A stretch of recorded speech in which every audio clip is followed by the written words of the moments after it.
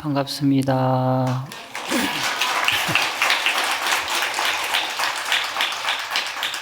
오전에 10주품 본문에 이어 오후에는 80권 하음경 7처구의 39품 중 제17권 16범행품을 하겠습니다. 법회장소는 범행품도 10주품과 같은 도리천이 되겠습니다. 먼저 범행은 빨리어 브라마짜리야로 청정한 행위, 정행으로 관여합니다. 주로 청정 범행으로 사용하죠. 청량서에 보면 범행이라고 하는 것은 서역의 소리니 갖추어 말하면 반란마로 번역하면 정, 곧 깨끗함의 뜻이니 다만 자성이 청정한 까닭으로 곧 행이 청정하고 행이 청정한 까닭으로 곧 지혜가 청정하며 지혜가 청정한 까닭으로 곧 마음이 청정하고 마음이 청정한 까닭으로 일체 공덕이 청정하며 나아가 성불함에 이르기까지 공덕이 행으로 돌아가는 까닭으로 말하기를 청정한 행, 범행이다 라고 하였습니다. 쉽게 말해서 범행의 범이란 청정하다는 뜻으로 우리의 본래 성품이 청정하기 때문에 자연스럽게 청정한 행동과 청정한 지혜와 청정한 마음이 따라 나오게 되고 이러한 청정한 행위가 쌓여 공덕이 이루어지고 궁극적으로는 성불에 이르게 된다는 뜻입니다. 그러므로 범행은 단순한 청정한 행위가 아니라 자신의 청정함에서 비롯된 올바른 행동과 마음으로 지혜를 실천하여 성불에 이르게 되는 과정임을 말합니다. 불교에서 범자가 포함된 용어는 매우 다양합니다. 그 의미도 매우 깊죠. 예를 들어 다란이, 진언의 다른 이름을 범주라 하고 호법신중 중에는 범천, 대범천이 있습니다. 불보살의 아름답고 묘한 음성을 범음성 또는 범음이라고 하죠. 범천이 내는 소리 역시 범음이라고 표현합니다. 또한 불교 의식을 거행할 때 사용하는 음악을 범패라고 하고 사찰의 종각에 걸려 있는 것을 범종각 또는 범종 이렇게 부릅니다. 그 외에도 범우, 범지, 범어사 등 많은 불교 용어에 범자가 포함되어 있습니다. 특히 통도사에서는 자장율사로부터 오늘날까지 매년 봉행되는 보살계 수계 살림에서는 법망경을 독송하는데 이 법망경의 계율은 제가 신도와 출가자의 구별 없이 누구나 수계할 수 있는 대승불교의 대표적인 대승보살계입니다. 그리하여 이 보살계를 받아 지키는 사람은 누구나 부처님과 똑같은 경지에 이를 수 있다고 하여 불계 또는 불성계라고 합니다. 이와 같이 범자는 불교와는 떨어질 수 없는 글자입니다. 하음경 법문을 듣다 보면 청량소니 또는 탐연기, 통연론이라는 이런 책들의 이름이 종종 나오는데 오늘은 이와 관련된 내용을 잠시 설명하고 넘어가겠습니다. 이를 이해하려면 먼저 하음교학의 종통설을 짚고 넘어가야 됩니다.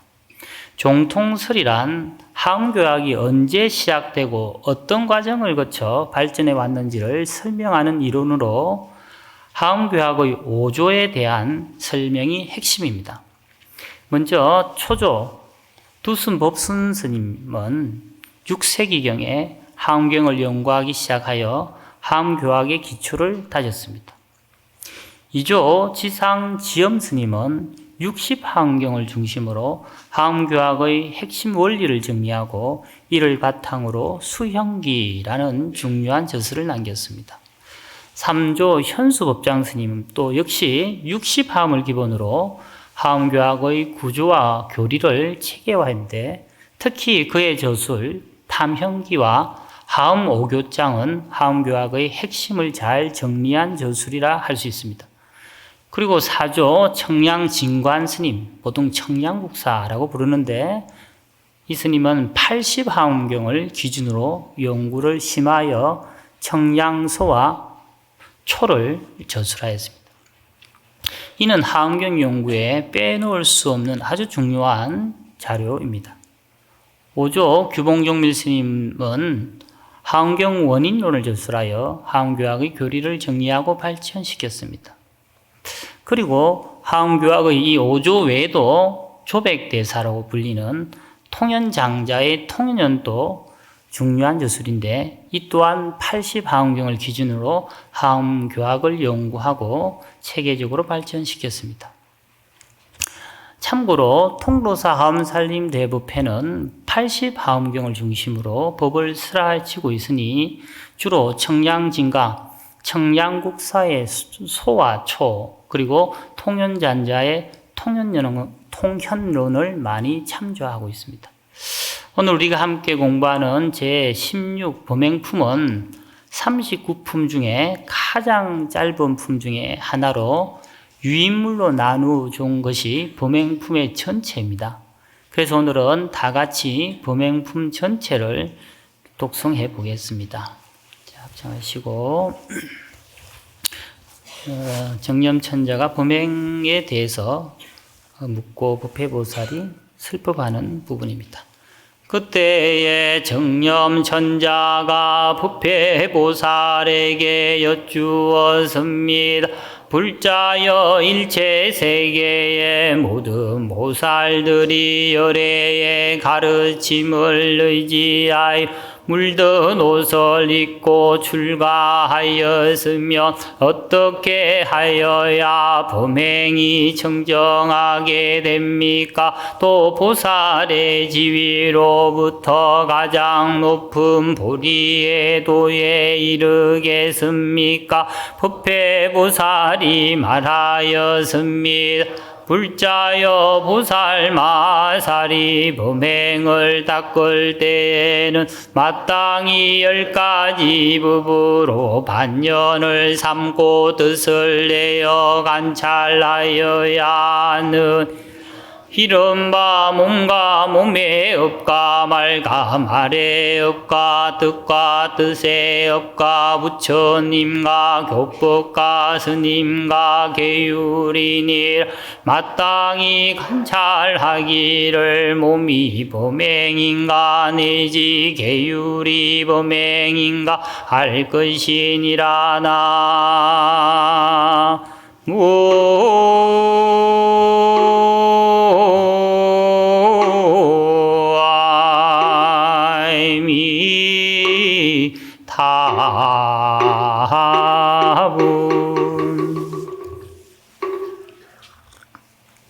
경문을 간추려 살펴보면 정념천자가 법회보살에게 보살이 부처님의 법을 의지해서 출가했다면 출가 수행자로 볼 수 있겠죠. 어떻게 해야 범행이 청정하게 되며 위 없는 깨달음에 이르는지를 묻습니다. 여기서 정념천자의 정념, 바를 정자에 생각할 점, 정념이란 팔정도에서는 바른 기억 또는 올바른 알아차림이라고 하지요. 이는 단순히 과거의 사건을 기억하는 것이 아니라 현재 순간순간 일어나는 현상 혹은 존재의 실상을 정확히 이해하며 바르게 관찰하는 마음의 상태를 의미합니다.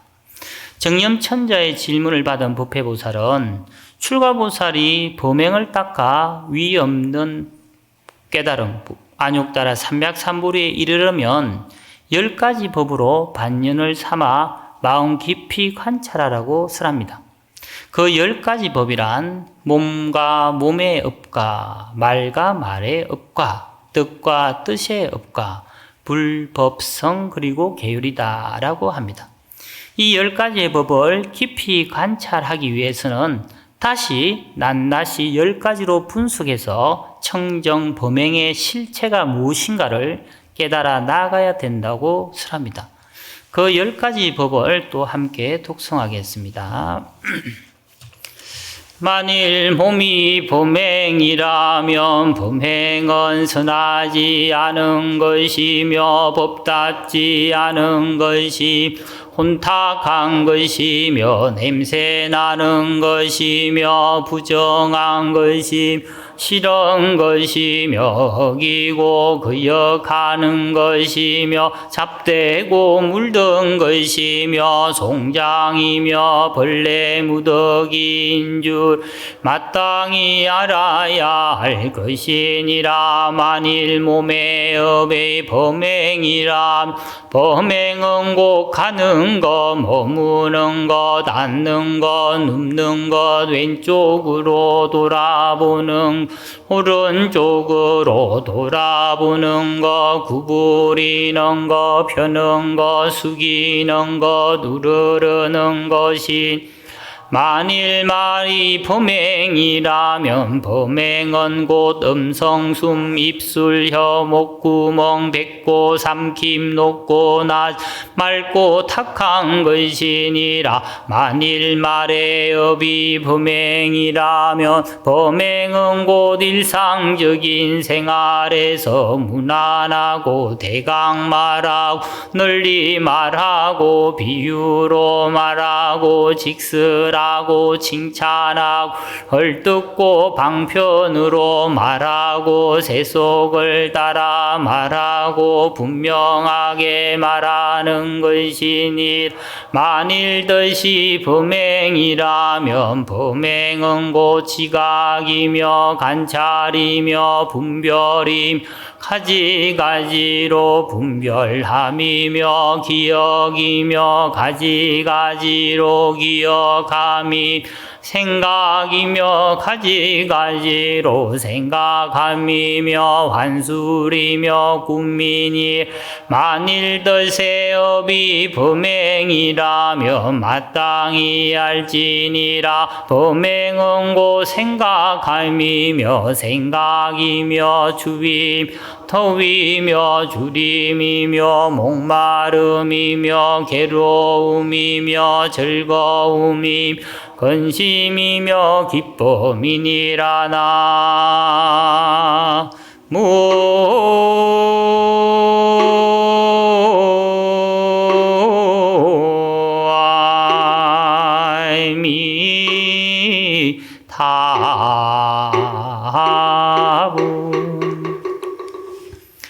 먼저 몸을 10가지로 분수하여 관찰합니다. 원각경 보안복살장에 나의 지금 이 몸은 4대가 화합한 것이니 이른바 머리카락, 털, 손톱, 이빨, 피부, 근육, 뼈, 골수, 뇌, 더러운 몸뚱이는 모두 흙으로 돌아가고 침, 콧물, 고름, 피, 진액, 땀, 눈물, 청액, 대소변은 모두 물로 돌아가고 따뜻한 기운은 불로 돌아가고 움직이고 회전하는 것은 바람으로 돌아간다 라고 되어 있습니다. 즉 이 몸뚱이는 지수화풍 4대로 잠시 이루어졌다가 가합이라고 하죠. 목숨이 닿으면 이 4대 육신은 각각 흩어져 본래 자리로 돌아간다는 말입니다. 그와 같이 만일 이 몸뚱이가 범행이라면 범행은 선하지도 법답지도 않고 혼탁한 것이고 냄새나는 것이며 부정한 것이고 잡되고 물든 것이며 내지 송장이며 벌대 무더기인 줄 알아야 한다. 이를 청정범행이라 할 수 있겠는가? 또 신업, 몸의 업, 몸짓이라고 하죠. 몸짓이 범행이라면 범행은 앉는 것, 눕는 것, 오른쪽 왼쪽으로 돌아보는 것, 구부리고 펴는 것 등일 것이다. 즉 행주잡아 일체 동작을 청정범행이라 하겠는가? 또 만일 말이 범행이라면 범행이란 음성, 입술, 목구멍, 숨, 가슴, 높고 낮은 등을 청정범행이라 하겠는가? 또 말의 업이 범행이라면 말하고 칭찬하고 헐뜯는 것 등일 것이며 만일 뜻이 범행이라면 지각, 관찰, 분별 등일 것이고 만일 뜻의 업이 범행이라면 생각, 추위, 더위, 즐거움, 근심 등일 것입니다. 이를 청정범행이라고 우리가 할 수 있겠는가? 계속해서 독성하겠습니다.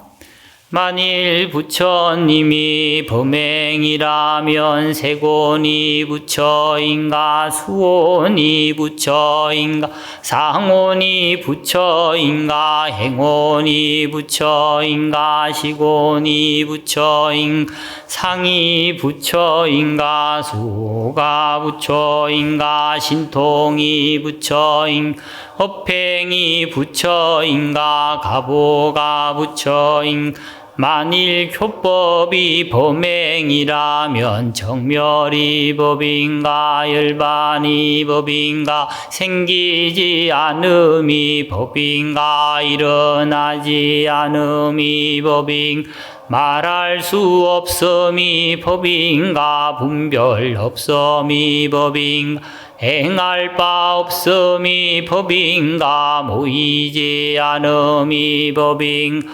순종치 않음이 법인가 얻을 바 없음이 법인가 만일 스님이 범행이라면 예류향이 스님인가 예류가가 스님인가 일레향이 스님인가 일레가가 스님인가 불안향이 스님인가 불안가가 스님인가 아란향이 스님인가 아란가가 스님인가 삼명이 스님인가 육통이 스님인가 만일 계율이 범행이라면 계단이 계율인가 청정한가를 묻는 것이 계율인가 위를 가르침이 계율인가 갈말을 3번 말함이 계율인가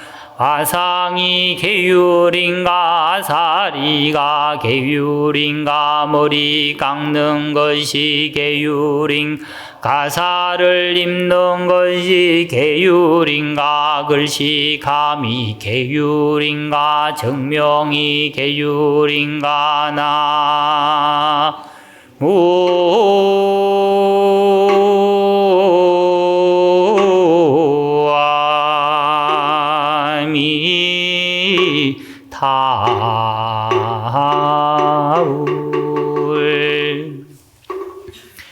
계속해서 경문을 간추려 살펴보면 이번에는 불법성 삼보와 계율에서 청정 범행을 찾아본다는 내용입니다.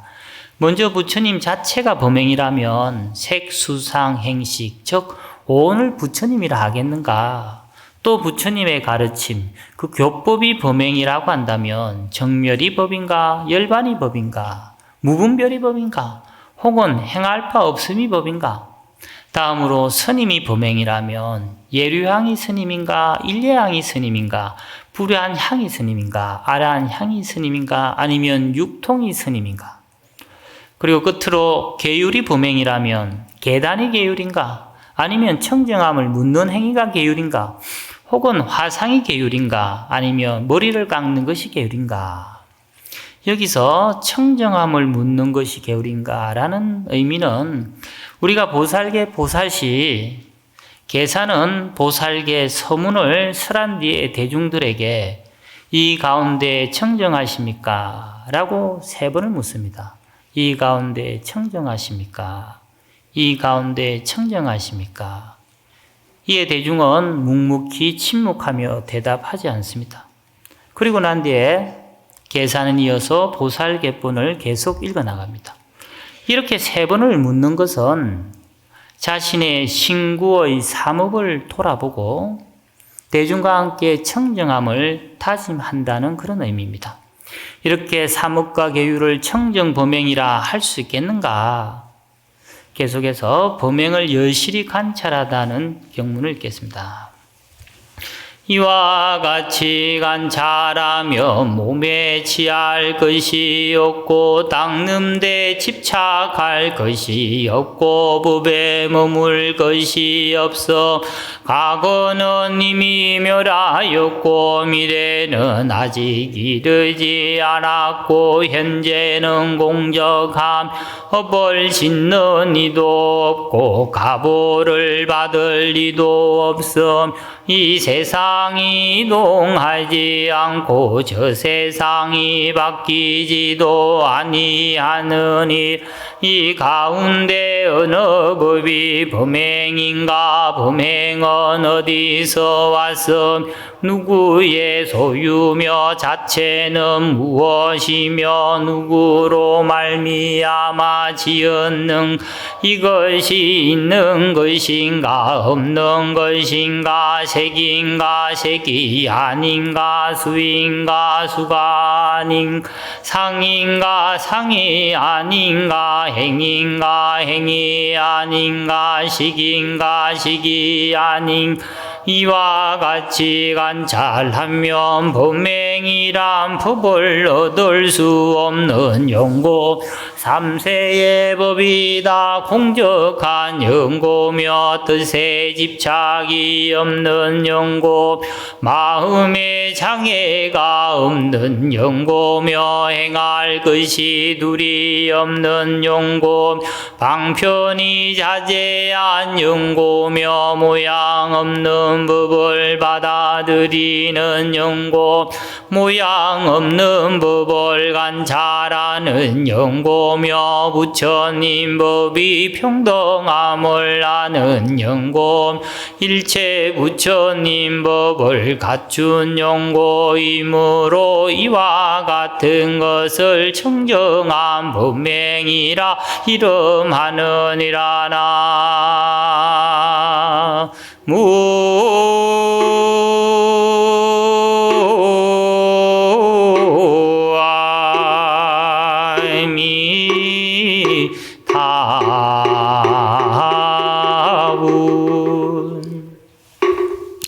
이와 같이 관찰한다. 여시 관찰. 이는 곧 여실히 관찰한다는 말로 왜곡 없이 있는 그대로 맑고 깨끗하게 청정히 관찰하는 뜻입니다. 법화경 방평품에 제법 실상, 곧 모든 존재의 실상을 설명하면서 십여시를 말씀하십니다. 십여시란 여시상, 여시성, 여시체, 여시력, 여시작 등 10가지로 모든 존재의 공통된 속성을 구체적으로 나타낸 것입니다. 이와 같이 여시라는 말은 이와 같이 여실, 여여, 여래와 같은 의미로 여기서 여의 의미는 항상 변함이 없다. 오고 감에 자유자재하다는 뜻입니다. 금강연 제29 위적정분에 열애자 무소종내 영무소고 고명열애라고 했습니다. 즉 열애란 와도 옴이 없고 가도 감이 없는 것을 열애 타타가타란다. 그러므로 범행이란 있는 그대로 올바르게 중도로 실상을 관찰하는 정관, 바른 관찰이라 할 수 있겠습니다. 자, 경문을 계속 독송하겠습니다. 청정 범행의 실상을 깨닫고 다시 10가지 법을 닦는 부분입니다. 다시 10가지 법을 닦아야 하나니 무엇이 열인가? 이른바 옳은 곳 그른 곳을 아는 지혜와 지난 세상 지금 세상 오는 세상에 가보를 아는 지혜와 모든 선정과 해탈과 삼매를 아는 지혜 모든 근성에 수성하고 하열함을 아는 지혜 갖가지 이해를 아는 지혜와 갖가지 경계를 아는 지혜 일체 곳에 이르는 길을 아는 지혜와 전한통이 걸림이 없는 지혜 숙명통이 걸림이 없는 지혜와 습기를 영원히 걷는 지혜인 열애의 10가지 인물 낱낱이 관찰하며 낱낱임에 한량 없는 뜻이 있는 것 마땅히 물어야 하느니라. 또한 설법을 두른 뒤에는 큰 자비야 마음을 일으키나 중생을 관찰하여 버리지 아니하며 모든 법을 생각하여 쉬지 아니함 위 없는 업을 행하고도 가보를 구하지 아니함 경계가 요술과 같고 꿈과 같고 그림자 같고 메아리 같고 또한 변화와 같음 분명히 알지리라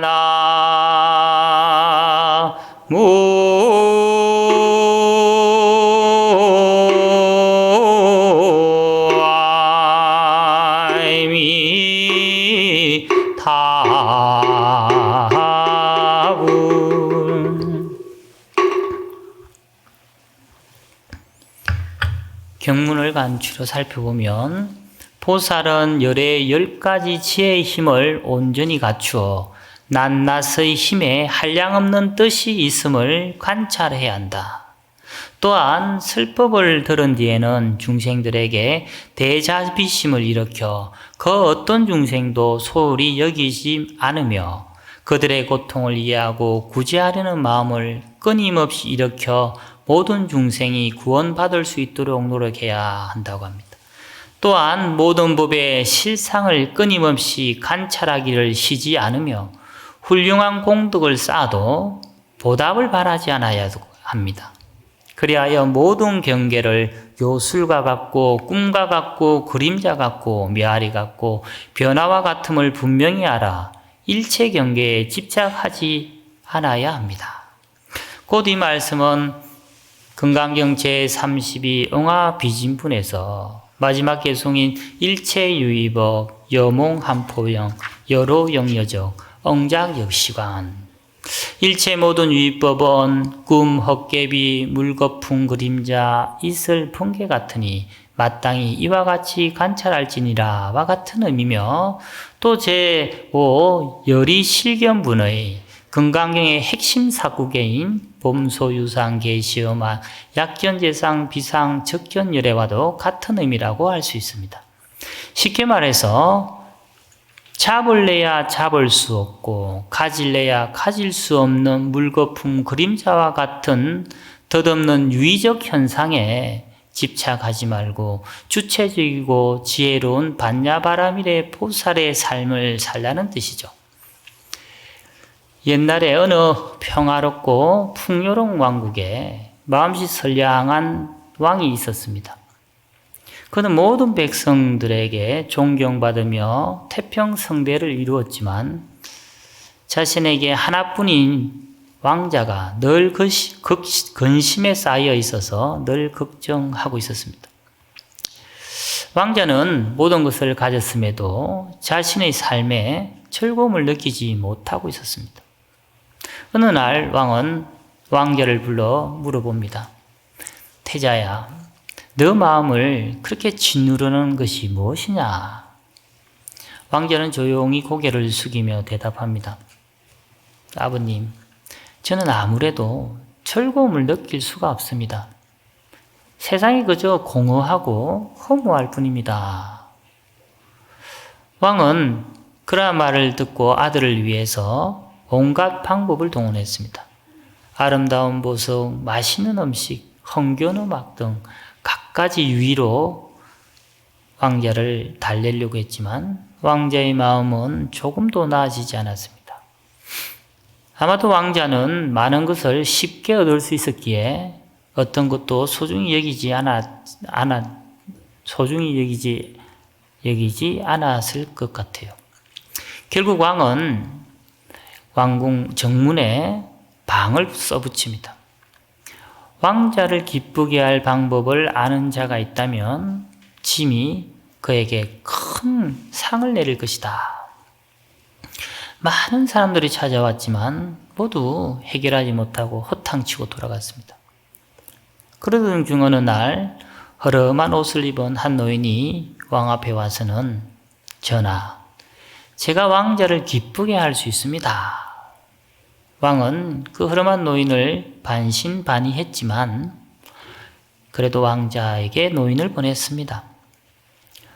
왕자와 마주친 노인은 잠시 왕자를 바라보더니 아무 말 없이 하얀 종이를 꺼내어 붓으로 글을 맺자 적고는 왕자에게 건네며 말했습니다. 왕자님, 제가 떠난 뒤 조용한 방으로 들어가서 이 종이를 펼쳐보십시오. 그러면 답을 얻을 것입니다.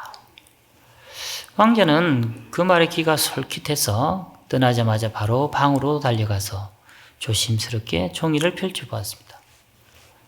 그 종이에는 1일 1건선, 하루에 한 가지 선행을 베푸시오. 그 순간 왕자는 가슴 깊이 깨달음을 얻었습니다. 아, 나의 기쁨은 세상을 밝히는 선행에 있었구나. 남을 기쁘게 하는 일이 곧 나를 기쁘게 하는 일이구나. 라고 크게 깨달았습니다. 그날 이후 왕자는 매일 백성들에게 작은 선행을 베풀기 시작했습니다. 굶주린 이를 돕고 슬퍼한 이를 위로하며 그의 삶은 점점 생기와 기쁨으로 가득 차게 되었습니다. 그래야 그의 선행은 온 왕국에 퍼지고 이웃 나라에까지 퍼지며 백성들은 더욱더 행복한 삶을 살게 되었습니다. 이러한 것을 본 왕은 왕자를 불러 만족스러운 표정을 지으며 이렇게 말했습니다. 참된 기쁨은 가지는 것에서 오는 것이 아니라 베푸는 데에서 온다는 것을 너는 이제 알았구나. 1일 1선행, 하루에 한 번 남에게 선을 근하라는 가르침은 불교에서 중요한 실천의 의미를 담고 있습니다.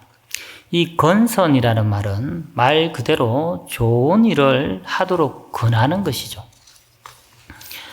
예를 들어 사찰을 짓거나 불상, 범종 같은 불사를 할 때 신도들에게 동참을 구하는 모연문이나 건선문을 작성하게 합니다. 여기서 불사라는 것은 단순히 기와불사와 같은 무언가를 시주하는 것을 넘어 성불 인연을 맺게 하는 것입니다. 곧 깨달음의 씨앗을 심는 일입니다. 다시 말해서 사람들에게 부처가 되는 인연을 만들어주는 것입니다. 이렇게 건선을 하는 이유는 단순히 좋은 일 해보세요 하며 권하는 것에 그치지 않고 이타행을 실천하는 것입니다. 즉 보살은 자신의 깨달음에만 머무르지 않고 다른 사람들, 즉 중생을 돕는 것이 참된 건선이며 보살행입니다. 그러니까 나만 잘 살면 되지 하는 것이 아니라 다른 사람도 잘 살 수 있도록 돕고 우리 모두 깨달음을 함께 이루자는 것입니다. 하은경 보현행원품의 10종 강대 행원의 9번째가 항순중생원입니다. 그 항순중생원에 이런 내용이 있습니다. 보현보살이 중생을 따르면 곧 부처님을 따르는 것이 되고 중생을 존중하면 부처님을 존중하는 것이며 중생을 기쁘게 하면 곧 모든 부처님을 기쁘게 하는 것이다 라고 말씀하십니다. 이 말씀은 중생을 돕고 존중하는 게 곧 부처님을 공경하는 것과 같다는 그런 뜻입니다. 결국 중생이 있기 때문에 부처님도 계시는 것이고 불교도 존재할 수 있는 것입니다. 이렇게 보면 불교의 가르침은 결국 중생본의, 즉 중생을 중심으로 삼는 데 있습니다. 대승불교는 중생을 돕고 그들을 깨달음을 이끄는 것을 가장 중요한 목표로 삼고 있습니다.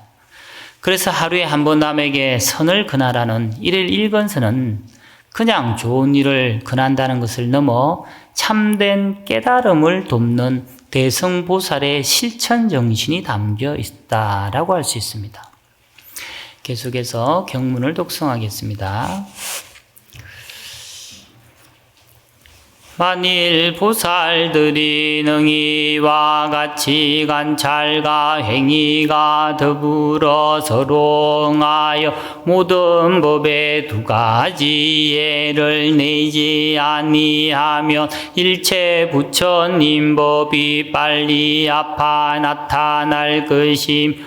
처음 발심할 때에 곧 안욕따라 삼약삼불이를 얻을 것임. 일체법이 곧 마음의 자성임을 알 것이며 지혜의 몸을 성취한 다른 일을 말미암아 깨닫지 아니할 것이니라. 나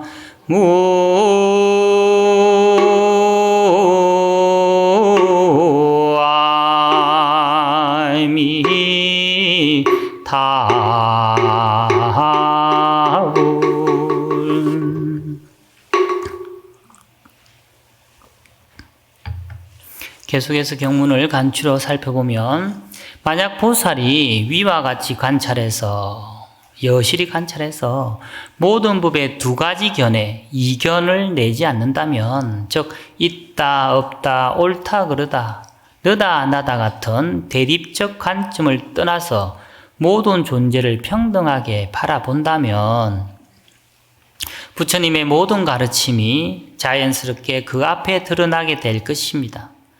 이와 같이 분별을 내려놓고 고요한 마음으로 법을 관찰할 수 있다면 보살은 처음 깨달음을 발심한 순간부터 곧바로 안욕따라 삼맥삼불이 무상정등정각 위 없는 완전한 깨달음을 얻을 수 있을 것이다. 여기서 말하는 처음 발심할 때에 안욕따라 삼맥삼불을 얻을 것이다 라는 구절은 법성계계송 초발심식 변정각과 같은 뜻입니다.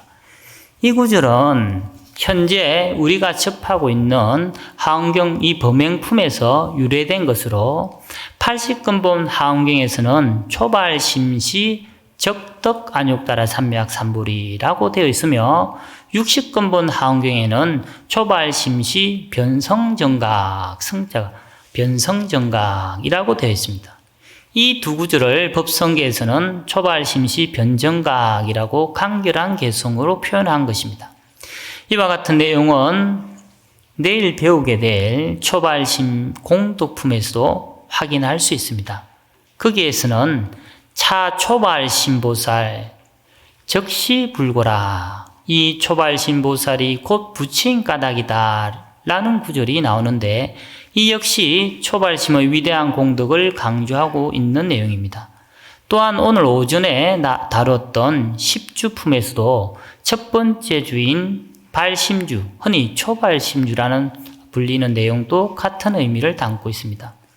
그러므로 초발심이란 깨달음의 길에 첫 발을 내딛는 중요한 순간으로 이 순간은 이미 깨달음과 다르지 않음을 강조하는 것이 하원경의 핵심 가르침 중 하나입니다.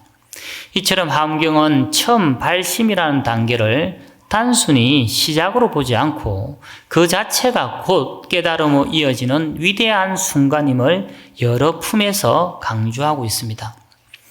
그럼 오늘 제가 맡았던 10주품과 부맹품을 정리하면서 오늘 본문을 마칠까 합니다.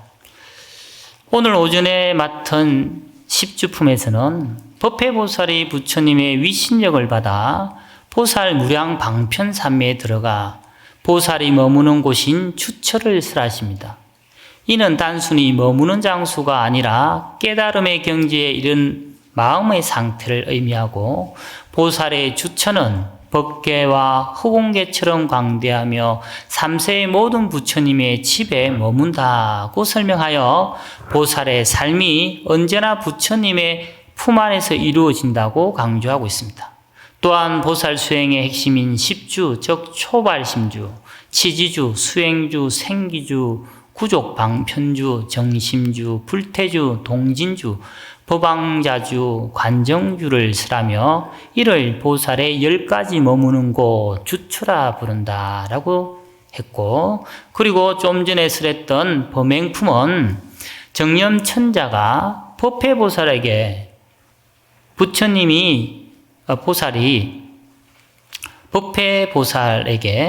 보살이 부처님의 법에 의지해서 출가하였다면, 출가 수행자를 말합니다.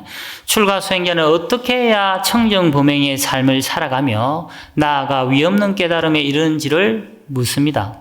이에 부패보살은 부처님을 대신하여 출가자가 범행을 닦고 위 없는 깨달음에 이르는 10가지 법으로 반년을 삼고 뜻을 내어 관찰해야 한다고 합니다.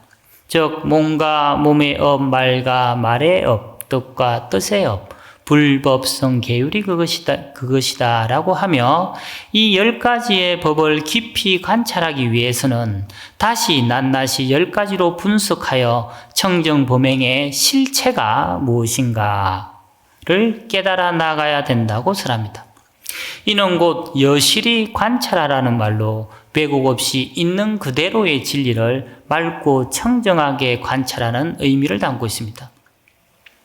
만약 보살이 이와 같이 모든 법의 2가지 견해, 이견, 유무, 시비 등을 나누지 않고 올바르게 그대로 관찰한다면 부처님의 모든 가르침이 자연스럽게 그 앞에 드러날 것이다. 나아가 처음 깨달음을 발심한 순간부터 곧바로 안욕나라 삼맥 삼보리 무상정등정각에 이를 수 있을 것이다 라고 설합니다.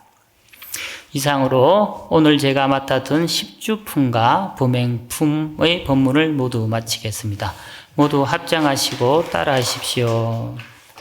간절히 기도합시다. 간절하면 통합니다. 간절하면 이루어집니다. 나무관세음보살.